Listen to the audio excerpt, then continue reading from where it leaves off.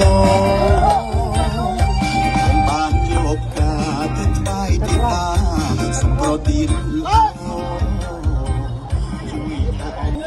ស្រមងស្រងស្រងយើងក្បត់ទឹកใจគ្នាយ៉ាងរដូវឈរឆ្នាំ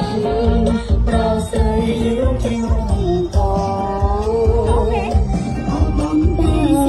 ប្រស័យបានដើម្បីដើម្បីជានរដែលមានអបបងគំរូបានយកការទៅទីដា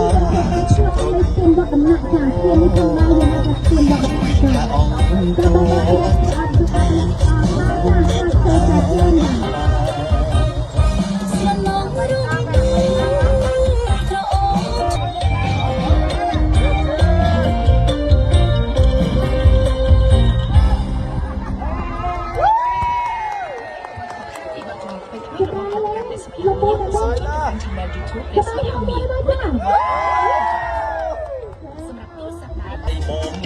ជាប់ទេ